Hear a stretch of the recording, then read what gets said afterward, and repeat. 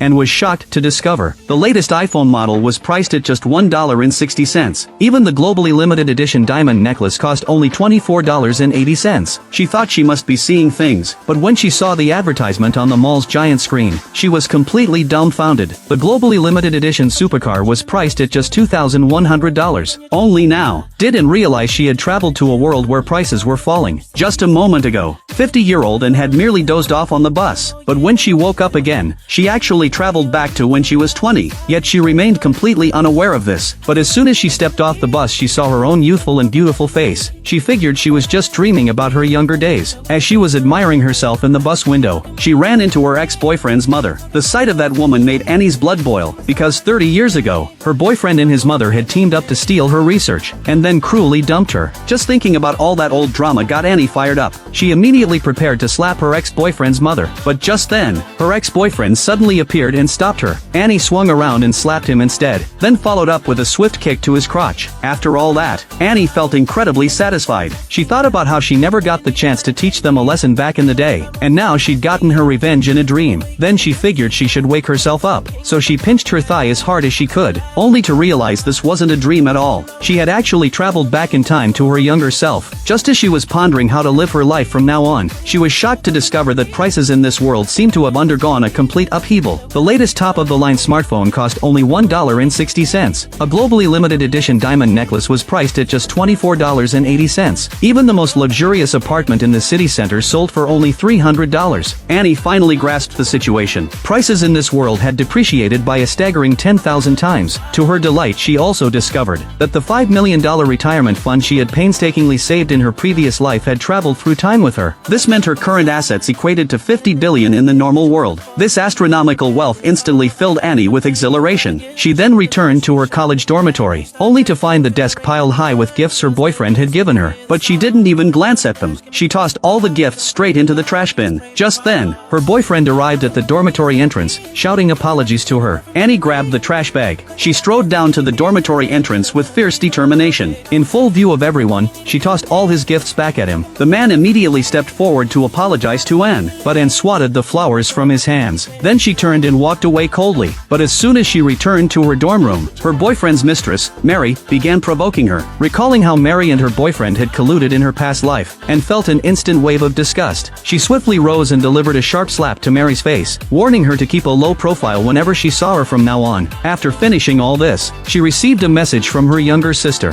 Her sister told her she'd been cast in a drama, but Anne didn't feel happy for her sister, because in her past life, this very event had made her sister deeply depressed. The role she'd been chosen for was stolen by someone else, and her sister was blacklisted by the entire industry. Since fate had given Anne a second chance, she vowed to protect her family with all her might, to give her sister a better life. So she immediately went to the mall to pick out a gift for her sister, but she was shocked to find that the prices of digital products here were ridiculously low. The latest model phone cost only $1.80. Even the top-of-the-line laptop was just $2.80. There were also tablets for 50 cents and smartwatches for 30 cents. She promptly bought all these digital products. She then carried these gifts to her sister's dormitory. Not only did she prepare gifts for her sister, but she also brought presents for her roommates. Annie knew her sister had a quieter personality, so she hoped her roommates would look out for her. Her sister's roommates reassured Annie, saying they all really liked her sister. Annie then suggested taking her sister out for a stroll. Her sister happily agreed, so she brought her sister to a jewelry store. But when her sister saw the prices of the jewelry, she was stunned. The cheapest ring here cost $8. She quickly said these items were too expensive. She then tried to pull Anne away from the store, but Anne dismissed it as nothing. Pick whatever you like, we can afford it all. She then asked the salesperson to bring out a diamond ring. Her sister fell instantly in love with it. She backed away the moment she saw the price tag. This ring is just too expensive, and simply instructed the salesperson to wrap it up. Then the clerk showed them a diamond bracelet limited to only 200 pieces worldwide. Her sister's eyes went wide with amazement, seeing how much her sister loved it. Annie boldly said she'd take two, one for each of them, though the total price was only $200. It equated to $2 million